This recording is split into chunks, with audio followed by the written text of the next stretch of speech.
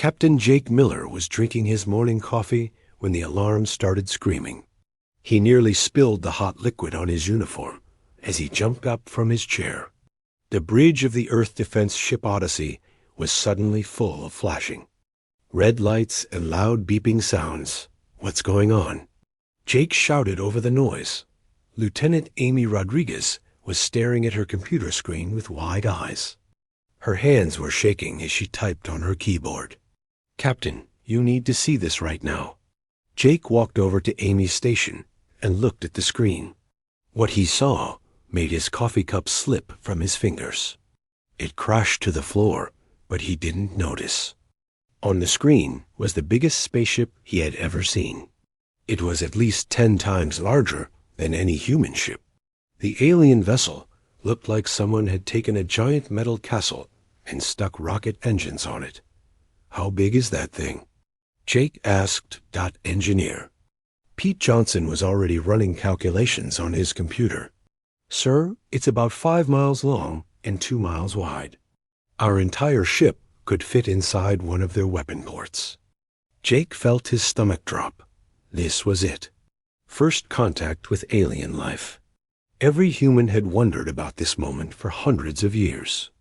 But nobody had expected the aliens to show up with such a massive warship. "Are they trying to talk to us?" Jake asked. Amy nodded and pointed to her communication equipment. "They're sending a signal on all frequencies." "It's in perfect English, sir." "Put it on the main screen," Jake ordered. The bridge's large viewing screen flickered to life. "What?" Peard made every person on the bridge stop and stare. The alien ship looked even more frightening up close. It was covered in sharp spikes and glowing red lights. Strange symbols were carved into its dark metal hull. But the strangest part was the sound coming through the speakers. Thunder was rumbling. In the background, lightning was flashing across the alien ship's surface. Dramatic music was playing, the kind you might hear in a scary movie. It sounded like an entire orchestra was playing the most frightening song ever written. And a voice spoke. It was deep and scary, like the voice of a monster in a horror film. But the words were crystal clear English. "Attention, primitive creatures. Of the third planet from your yellow star." Jake looked around at his crew. Everyone was staring at the screen with their mouths open. The voice continued. "We are the mighty Galactic Hegemony. We have traveled across the dark void of space to bring you an important message." More thunder rumbled through the speakers. The lightning effects got brighter. "Our battle claws have torn through 1,000 worlds. Our doom cannons have shattered entire moons. Our war fleets have brought fear to every corner of the galaxy." Jake felt something strange happening inside his chest. It started as a small tickle, then grew stronger. He tried to hold it back, but he couldn't. "We are the destroyers of civilizations. We are the bringers of eternal darkness. We are—" Jake burst out laughing.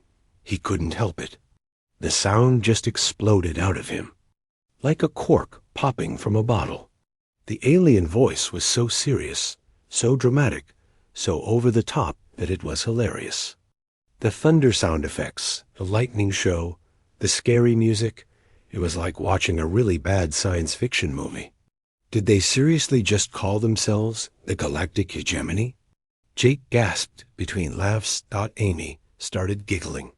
"And what was that about doom cannons? Who names their weapons doom cannons?" Pete Johnson was trying not to laugh, but his shoulders were shaking. "Sir, I think they're still talking." Jake wiped tears from his eyes and looked back at the screen. The alien voice had stopped. There was only silence now, except for the background thunder effects that were still playing. "Hello?" Jake called out. "Are you still there?" A different voice came through the speakers. This one sounded confused and worried. Did they just laugh at us?" "I think they did," another alien voice replied. "Nobody has ever laughed at the Great Declaration before." Jake cleared his throat and tried to sound professional. Hello there. This is Captain Jake Miller of the Earth Defense Ship Odyssey. We received your message. The first scary voice came back, but now it sounded uncertain. You are supposed to be afraid. All species tremble when they hear the might of the hegemony. Well, Jake said, still fighting back giggles. It's just that your ship is called the what now? The Dominator's Fist, the alien voice said proudly. It strikes fear into the hearts of all who see it. Jake lost it again. He laughed so hard that he had to sit down in his captain's chair. Dominator's Fist? Really? You actually named your Spaceship Dominator's Fist? Amy was now laughing openly. That sounds like something a 12-year-old would name their video game character. Pete Johnson pointed at his screen. Captain, I'm reading their ship's full designation. It says here that it's officially called the Dominator's Fist of Infinite Crushing Doom. The entire bridge crew exploded in laughter, even the serious. Communications Officer Lieutenant Dan Foster was chuckling while he tried to keep monitoring the alien signals. Stop laughing, the alien voice demanded. We are serious. We are terrifying.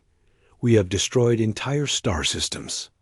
I'm sure you have, Jake said, trying to get control of himself. It's just well, your presentation needs some work. The thunder sound effects are a bit much, don't you think? There was a long pause. Then Jake heard what sounded like aliens talking to each other in their own language. It was a series of clicks, hisses, and strange musical tones. Finally, the first voice came back. You are not afraid of us. Should we be? Jake asked. I mean, you seem nice enough. A little dramatic, maybe, but nice. We are not nice, the alien protested. We are the most feared empire in the galaxy. We bring death and destruction. Wherever we go. Okay, Jake said, still smiling. But why are you telling us this? Wouldn't it be more effective to just, do scary things instead of announcing how scary you are? Another long pause. The aliens were definitely talking among themselves again. Amy looked at Jake with sparkling eyes. Sir, I think we just broke their evil villain speech. Jake nodded and opened a communication channel. Look, why don't we start? Over?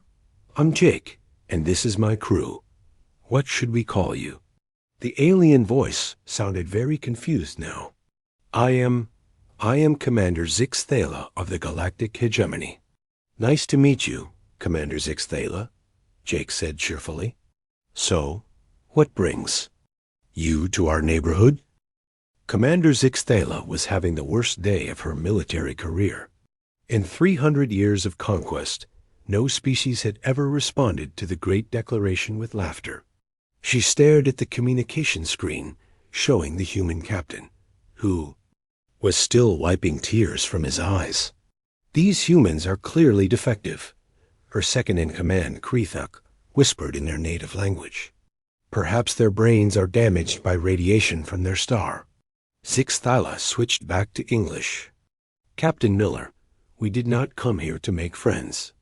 We came to inform you that your planet now belongs to the Galactic Hegemony. Oh, Jake said, his smile fading a little. That doesn't sound very friendly. It is not meant to be friendly. Zix Thala snapped. It is meant to be terrifying. You should be begging for mercy right now. Amy Rodriguez leaned over to whisper to Jake. Sir, they seem really upset that we're not scared. Jake nodded and spoke into the microphone. Commander, maybe you could show us why we should be scared? Because right now, you just seem like nice people with a very big spaceship. Zix Thala felt her 4 hearts beating faster. This was not going according to the plan. The plan was simple.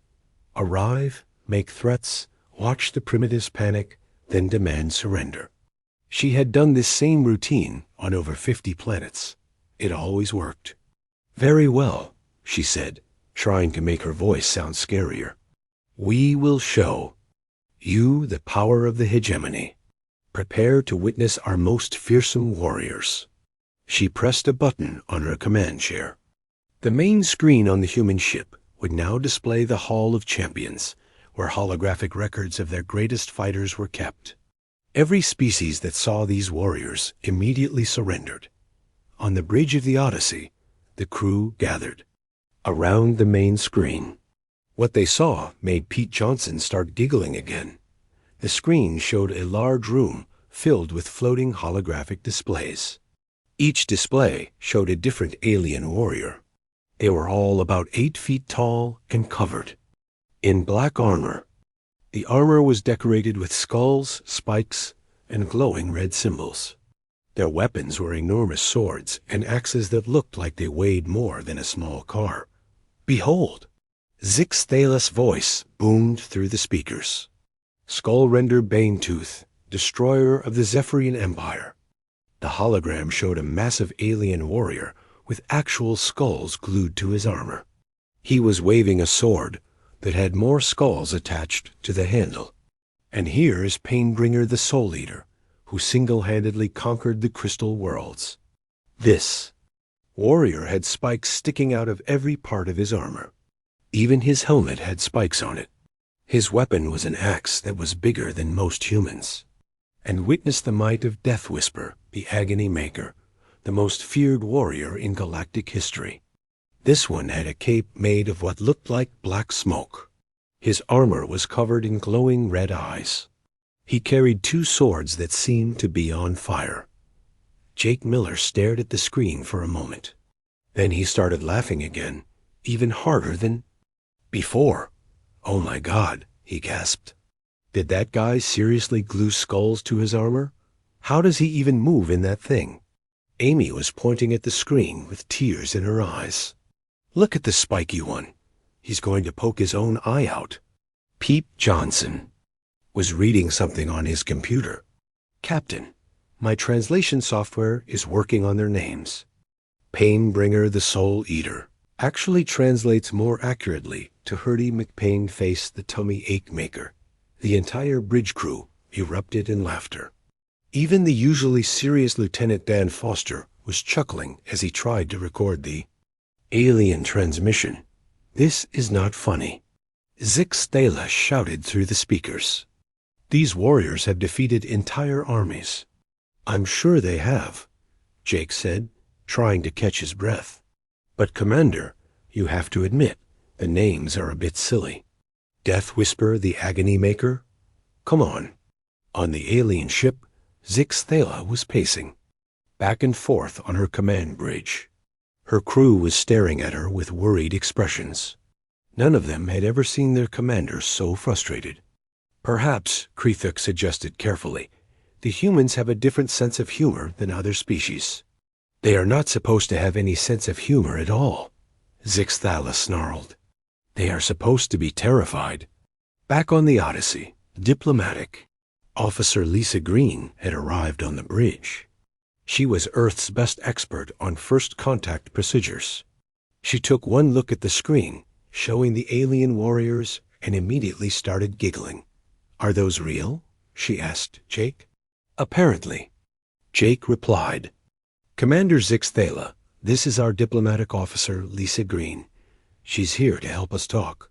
Lisa stepped forward and spoke into the microphone. "Hello, Commander. I have to say, your warriors have very creative fashion choices." "Fashion choices?" Zix Thalas sputtered. "Those are battle armor designs perfected over millennia of warfare." "Right," Lisa said, trying to keep a straight face. "It's just that skulls seem a bit impractical for armor. Wouldn't they fall off during battle?" There was a long silence from the alien ship. "The skulls are welded on," Zix Thalas said quietly. "That seems like it would add a lot of unnecessary weight," Pete Johnson pointed out helpfully. Another silence. "What about the spikes?" Amy asked. "Don't they get caught on doorways?" "Our doorways are specially designed to accommodate warrior armor," Zix Thalas replied, her voice getting smaller. Jake decided to try a different approach. "Commander, these warriors look very impressive. But I have to ask, where do you shop for evil Emperor decor? Because that throne room in the background looks amazing. The camera view shifted slightly, showing more of the alien ship's interior. It was indeed decorated like an evil emperor's throne room. There were floating skulls, mysterious glowing orbs, and walls covered in scary-looking weapons. We do not shop for our ceremonial decorations, Zixthala said stiffly. They are crafted by our finest artisans. That's so cool, Lisa exclaimed. Do you have like a space catalog for this stuff? My nephew would love some floating skulls for his bedroom. On the alien ridge, Zixthala sat down heavily in her command chair. In all her years of military service, she had never encountered a species that responded to intimidation tactics by asking for decorating tips. These humans are clearly insane, whispered her communications officer, Krylex. Either that, Krethuk added, or they come from a world so dangerous that our greatest warriors seem harmless to them. Zixthala felt a chill run down her spine. What if the second option was true? Jake's voice came through the speakers again. Commander, we really appreciate you showing us your warriors. They seem very dedicated to their jobs. But maybe we could talk about why you're here. Are you exploring? Trading? Looking for new friends? We are not looking for friends. Zixthala snapped, but her heart wasn't really in it anymore. We are. We are conducting a standard Imperial expansion operation. Ah, Jake said. So you're basically trying to take over our planet. Yes, finally, you understand. Well, why didn't you just say so? We could have talked about this like civilized people, instead of all the skull-waving and doom cannon threats. Zixthala stared at her communication screen. After a moment, she asked the question that had been bothering her since this conversation started. Are you not afraid of us at all? Jake thought about it for a moment. Should we be? I mean, you seem like reasonable people. A little theatrical, maybe, but reasonable. We are not reasonable. We are terrifying. If you say so, Jake replied cheerfully. So, what happens next? Commander Zixthala decided to try a different approach. If the humans were not impressed by their warriors, perhaps seeing the hegemony's ship in person would change their minds. No species had ever visited the Dominator's fist without immediately surrendering in terror. Captain Miller, she said, trying to make her voice sound official and scary again. You and your diplomatic team will come aboard our vessel for negotiation and intimidation protocols. Intimidation protocols? Jake asked. That sounds a bit unfriendly. It is supposed to be unfriendly. Zixthala replied, though she was starting to sound tired. Just just come aboard. We will send you the transport coordinates. 20 minutes later, Jake Miller, Ambassador Lisa Green, and Marine Sergeant Tony Clark materialized in the teleporter room of the alien ship. The room was designed to be as frightening as possible. The walls were black metal covered in sharp spikes. Red lights cast eerie shadows everywhere. Strange alien music was playing in the background, low, scary sounds that were supposed to make visitors feel doomed. Tony. Clark looked around the room and immediately pulled out his phone. This is awesome. The lighting in here is perfect for photos. He started taking selfies with the spiky walls in the background. My mom is going to love this Gothic architecture. She's been trying to redecorate our basement for years. Lisa Green was examining the wall decorations with professional interest. These are really well made. Is this real metal or some kind of composite material? Jake was looking at a floating skull that was glowing with green light. How do you make them float like that? Is it magnetism or some kind of anti-gravity technology? 2. Alien guards had been assigned to escort the humans to the throne room. They were both 8 feet tall and covered in the standard intimidating armor. But instead of cowering in fear, the humans were treating them like tour guides. Excuse me, Lisa said to the first guard, whose name was Brickstar the Pain Dealer. Could you tell me where you get these floating skulls? Are there different models available? Brickstar stared at her through his scary helmet. In 300 years of military service, no prisoner had ever asked him about interior decorating options. Double quotes. They are the skulls of our enemies, he said in his deepest, most frightening voice. Oh, that's a bit dark, Lisa replied. Do you have any artificial ones? I work for a government, so there are probably regulations about using real skulls in office buildings. Tony Clark was now taking pictures of the second guard, whose name was Veximer the Bone Crusher. Dude, can you pose with your sword? This is going to look great on my social media. Veximer had never been asked to pose for pictures before. He had been trained to strike fear into the hearts of enemies, not to be a photography model. But the human seemed so friendly that he found himself holding up his massive sword and trying to look extra scary. Perfect, Tony said, snapping photos. Now can you do one where you're looking off into the distance, like you're thinking about battle?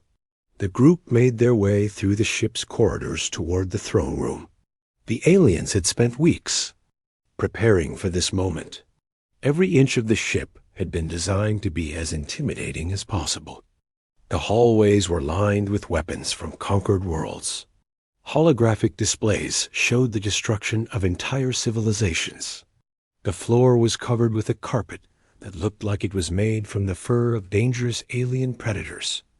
But instead of being terrified, the humans were fascinated. This is like a museum, Jake said, stopping to examine a display case full of captured enemy weapons. You have artifacts from all over the galaxy. These are not museum pieces. One of the guards protested. These are trophies of conquest. Same thing, really, Lisa said. Have you considered offering guided tours?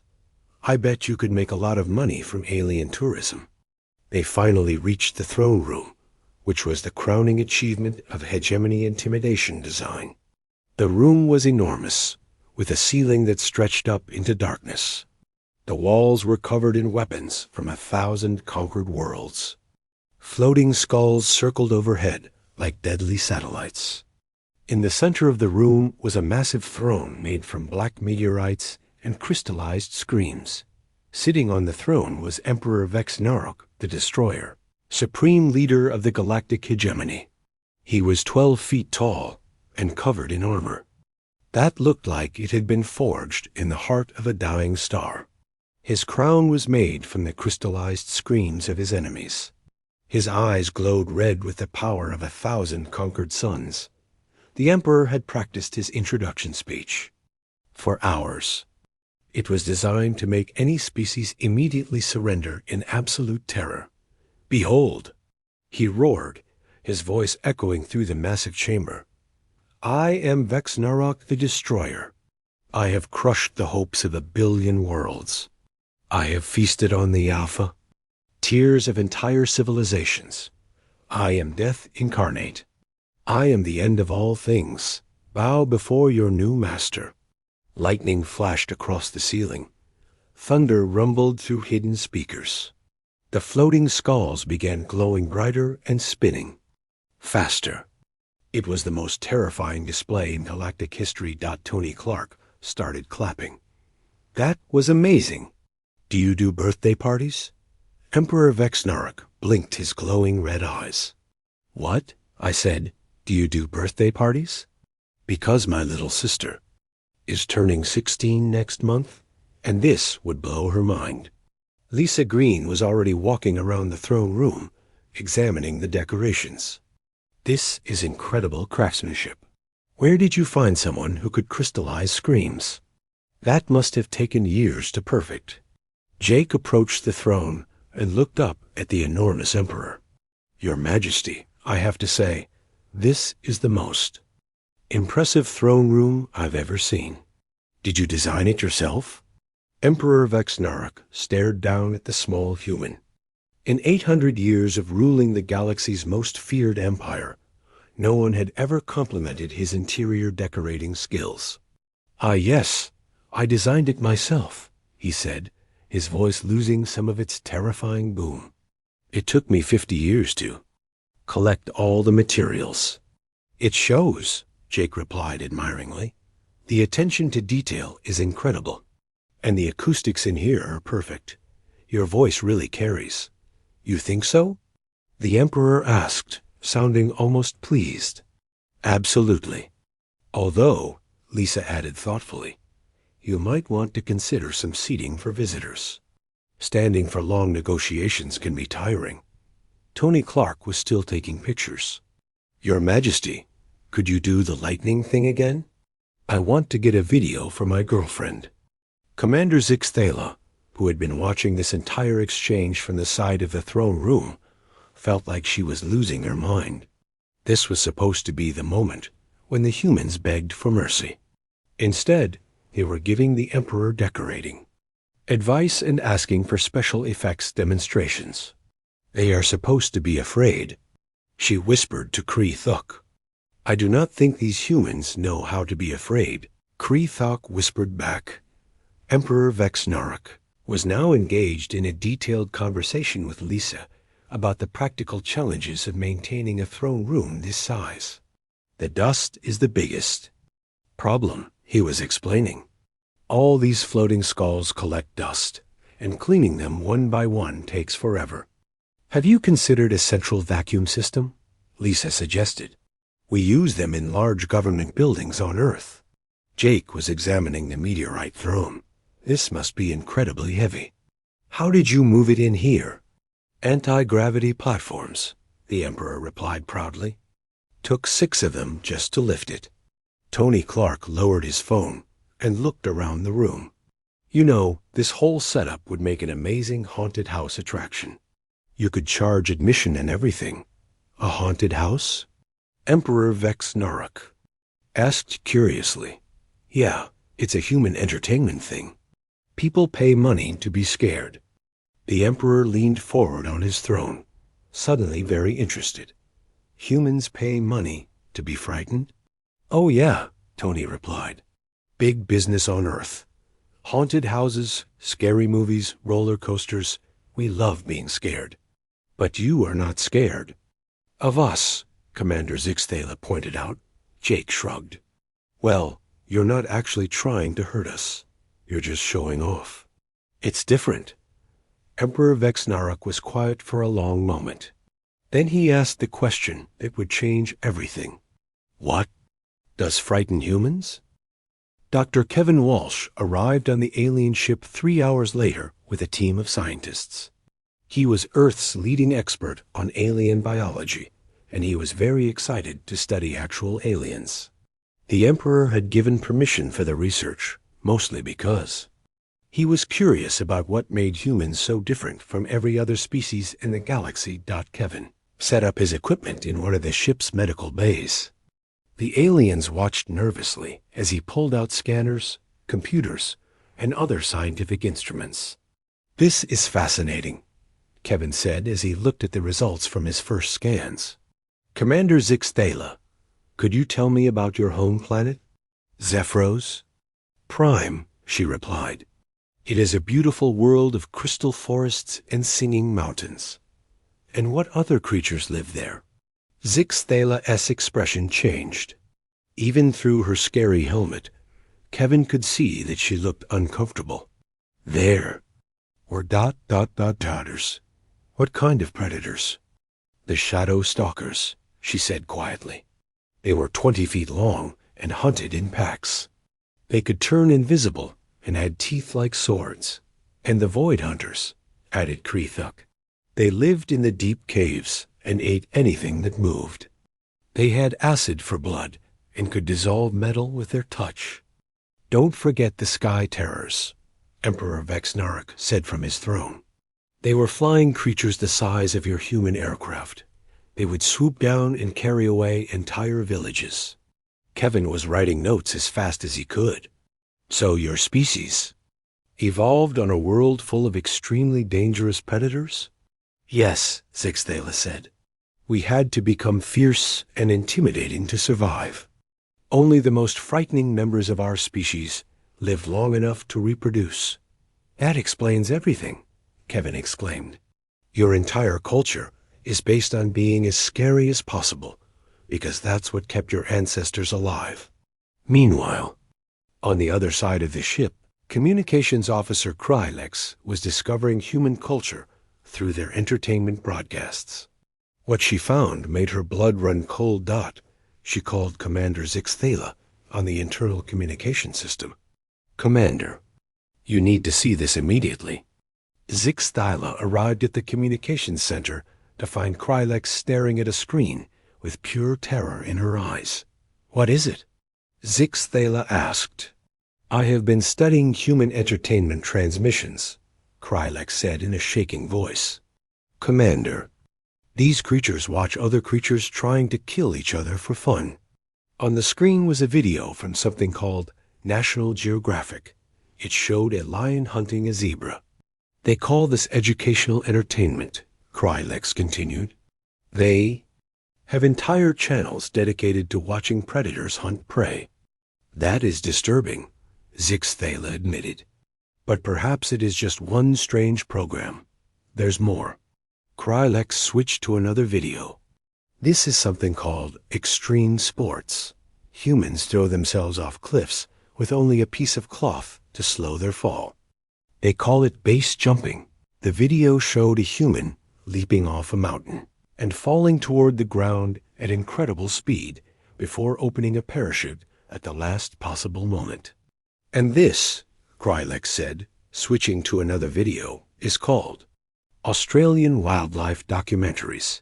Commander, they have an entire continent filled with venomous creatures, and they just live there anyway.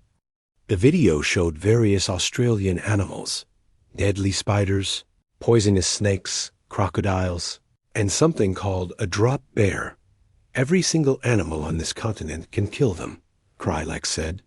The spiders, the snakes, the jellyfish, even some of the plants are deadly, and yet millions of humans choose to live there. Zixthala felt all four of her hearts skip a beat. Show me more. For the next hour, Krylex showed her commander video after video of human activities. Humans climbing mountains, because they were there. Humans swimming with sharks for fun.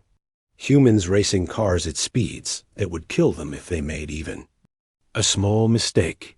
Look at this, Krylex said, showing a video of something called bull riding. They climb onto angry, massive beasts and try to stay on while the beast tries to kill them. And other humans cheer for them. And this one, she continued, switching to a video of base jumping again. They jump off perfectly safe cliffs and bridges for no reason, except that it's exciting. But the worst was yet to come. Krylex had saved the most terrifying discovery for last. Commander, she said quietly, I accessed their historical databases. What did you find? They fought wars. During ice ages, when their planet was covered in snow and ice, instead of finding somewhere warm to live, they fought each other for territory. That's insane. It gets worse. They domesticated predators. They took wolves, pack hunters with sharp teeth, and turned them into pets. They call them dogs now, and human children play with them. Zixthala sat down heavily in a chair. This was too much to process. Commander, there's more.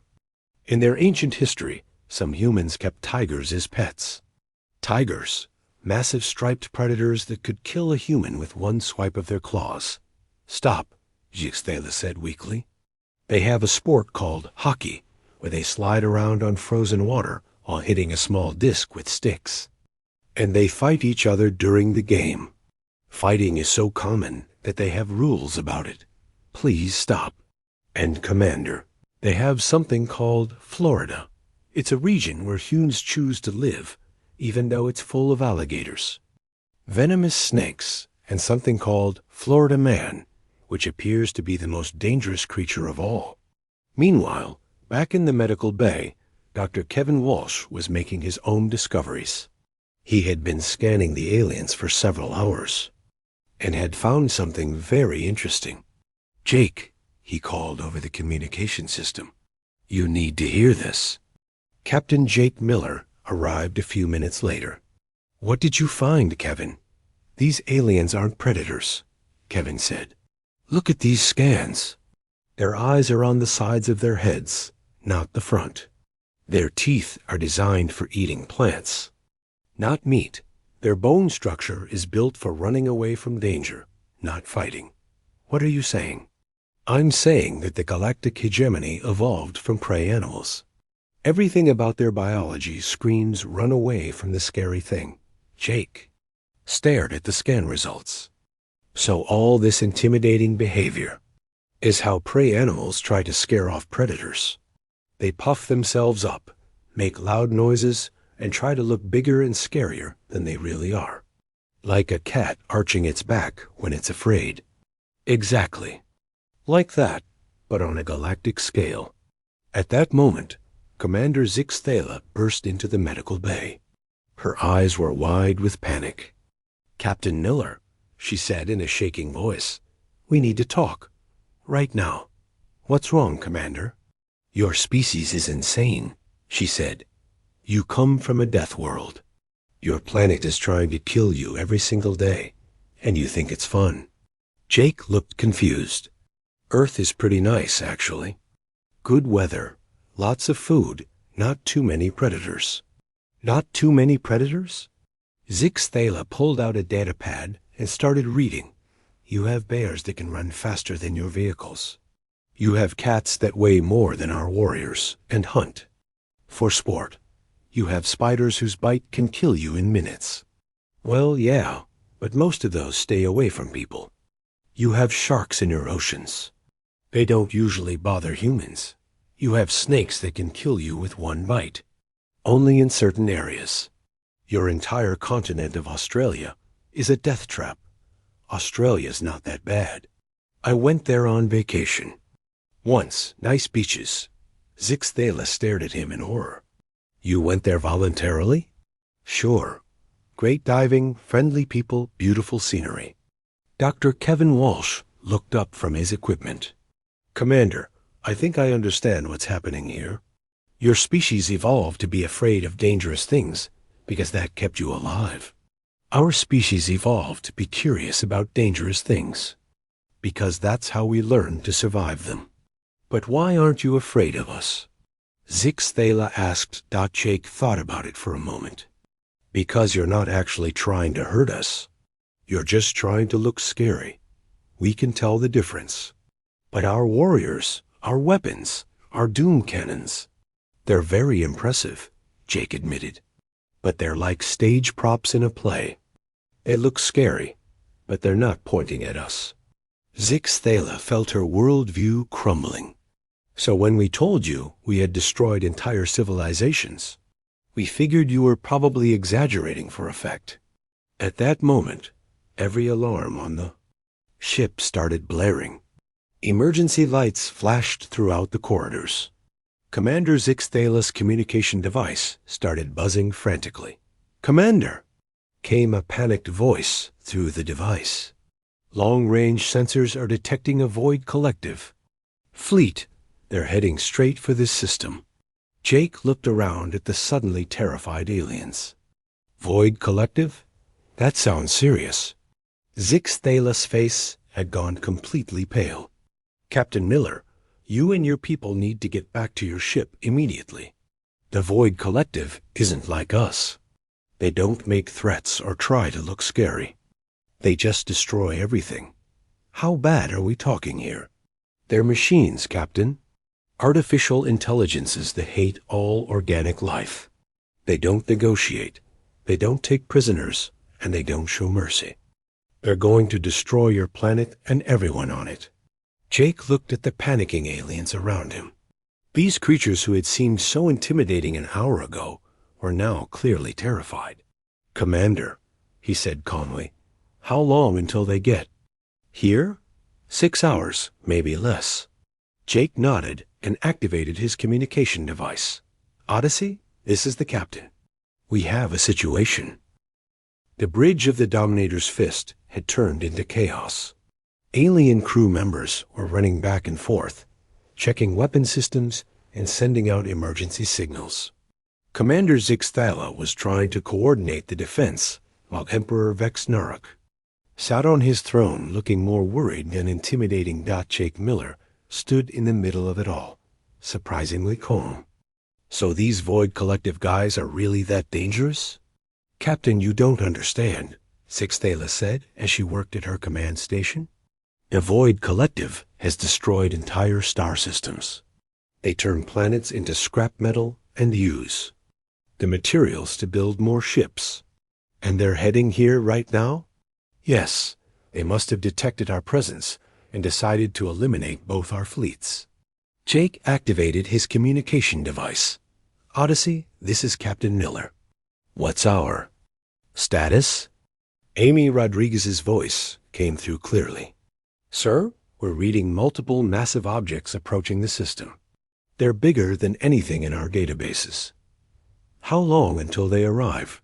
4 hours, 37 minutes at current speed. Jake looked around at the panicking aliens. Commander Zixthala, what's your battle plan? Battle plan? She looked at him with wide eyes. Captain, our ship is designed to look scary, not to fight wars. Most of our weapons are for show. What about all those doom cannons you mentioned? They make very impressive light displays, but they're not very effective against actual military targets. Emperor Vexnarok spoke up from his throne.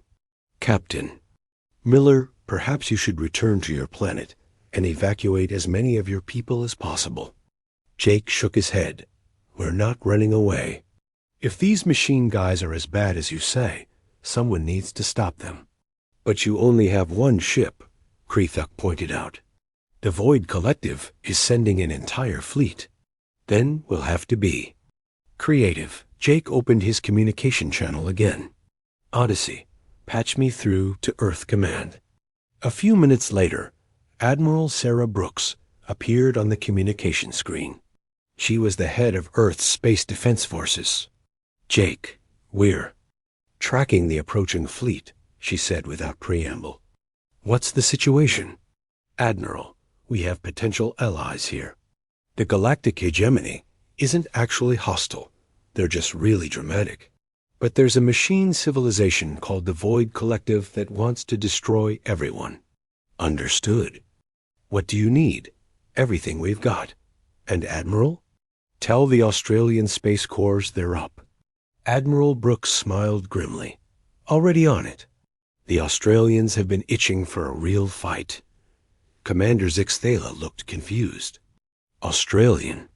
Space Corps? Is that some kind of elite military unit? Jake grinned. You could say that. They're people who grew up on the most dangerous continent on Earth and decided that space wasn't scary enough. 20 minutes later, the first Earth reinforcements began arriving. The aliens watched in amazement as human ships appeared throughout the system. But these weren't the sleek, clean vessels they had expected. Human ships looked like they had been built in someone's garage and held together with determination and spare parts.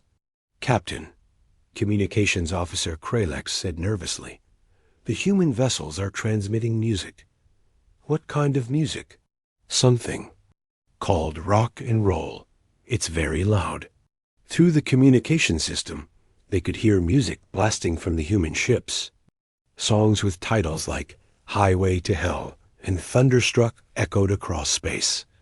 Tony Clark was still on the alien bridge, taking pictures of everything. Oh man, they brought the good stuff. That's the HDSS Sydney Harbor over there. Captain Linda Watson runs that ship. She once fought off space pirates using nothing but mining equipment. And that one? Zixthala asked, pointing to a ship that looked like it had been painted bright orange. That's the Melbourne Madness. Captain Steve Jones commands that one. He's the guy who tried to surf a solar flare last year. Emperor Vexnarok leaned forward on his throne. He did what? Surfed a solar flare. Didn't work, obviously, but he survived and learned some interesting things about plasma physics. The human fleet continued to grow. Ships arrived from every corner of the solar system. Mining vessels, research ships, cargo haulers, and even some tourist ships had been converted for battle. Captain Miller, Admiral Brooks' voice came through the communication system. We have 63 ships ready for combat. Not exactly a military fleet, but they're crewed by volunteers. What about weapons? That's the interesting part. Most of these ships don't have military weapons, so the crews are getting creative. On the screen, Jake could see human ships attaching strange devices to their hulls. Some had mining lasers, others had industrial cutting tools, and one ship appeared to have strapped a bunch of fireworks to its side. Is that the research vessel? Curiosity? Jake asked. Yes, sir, came a new voice over the communication system. Dr. Emma Parker here. We've converted our particle accelerator into a weapon. It should make a very big hole in whatever we point it at. Commander Zixthala was staring at the growing human fleet with a mixture of amazement and terror. They're all volunteers? Yep, Tony replied cheerfully. Word got out that there was going to be a space battle, and everyone wanted to help. But they could die. Sure, but that's true of a lot of things. Doesn't stop us from doing them. Suddenly, long-range sensors detected the Void Collective fleet. When the images appeared on screen, even the humans fell silent. The Void Collective. Ships were massive geometric shapes made of dark metal. They moved through space in perfect formation, like a swarm of deadly insects. Each ship was the size of a small moon, and there were dozens of them. By the ancient stars, Emperor Vexnarok whispered. I have never seen so many of them in one place. Jake studied the enemy fleet for a moment. They certainly don't waste time on decoration, do they? No skulls, no spikes, no scary music. That's what makes them so terrifying, Zixthala said. They're purely functional. They exist only to destroy. Odyssey, this is Captain Miller. What's our analysis of the enemy ships? Amy Rodriguez's voice came back quickly. Sir, they're heavily armored, but they appear to be built for overwhelming firepower rather than maneuverability. Big, slow, and tough. Perfect. Admiral Brooks, implement Plan Crazy. Plan Crazy? Zixthala asked. It's a technical term, Jake explained. Over the communication system, they could hear Admiral Brooks giving orders. All ships, this is Admiral Brooks. We're going with the swarm strategy. Stay fast, stay random, and remember that we're not trying to destroy them. We're trying to annoy them to death. The human fleet began moving toward the Void Collective ships. But instead of forming a traditional battle line, they scattered in all directions. Some ships dove below the enemy fleet, others swung wide to the sides, and a few headed straight forward. What are they doing? Krethuk asked in confusion. Being unpredictable, Jake replied. Those machine ships probably calculate the best strategy by analyzing enemy movement patterns. Hard to analyze something that doesn't follow any pattern. The first human ship to reach the enemy was the Melbourne Madness. Captain Steve Jones' voice came over the radio, along with very loud rock music. GJ Metalheads, let's see how you like this. His ship, which had been fitted with industrial mining charges, flew directly at one of the Void Collective vessels and released dozens of explosive devices before spinning away at the last second. The explosions barely scratched the enemy ship's hull, but they did something unexpected. The Void Collective ship actually stopped moving for a moment, as if it was confused. They're not used to kamikaze attacks that don't actually involve crashing, Dr. Kevin Walsh observed. He had stayed on the alien ship to continue his research. Their computers probably don't know how to classify that behavior. More human ships reached the battle zone. Each one used different tactics. Some fired mining lasers, others released. Clouds of metal debris, and one research vessel actually started broadcasting scientific lectures at the enemy ships. HDSS Darwin to all ships, came another voice. We're trying something new. Releasing a cloud of metal-eating bacteria. No idea if it'll work, but it can't hurt to try. Commander Zixthala watched the battle with growing amazement. They're not fighting like any military force I've ever seen. That's because most of them aren't military, Jake explained. They're miners, scientists, tourists, and cargo haulers who decided to help save their planet. The Void Collective was starting to respond more aggressively. Their massive weapons began firing at the human ships, but the humans were moving too randomly for the machine ships to target effectively. Captain Miller, came a voice from one of the human ships. This is the cargo hauler, Big Joe. We've got an idea, but it's really stupid. How stupid? Jake asked. Well, we're going to try to ram one of their ships. That is stupid. Yeah, but we've loaded our cargo bay with all the nuclear waste from the Europa mining stations. Figure if we're going down, we might as well make a mess. Jake looked at Commander Zixthala, who was staring at the communication panel in horror. Did he just say they're going to ram a ship loaded with nuclear waste into the enemy? She asked. That's what it sounded like. And you're going to let them? Jake shrugged. It's their choice. Besides, it might work. The cargo ship Big Joe accelerated toward the largest Void Collective vessel. The enemy ship tried to shoot it down, but the Big Joe was small and fast. At the last moment, the crew evacuated in escape pods while their ship crossed.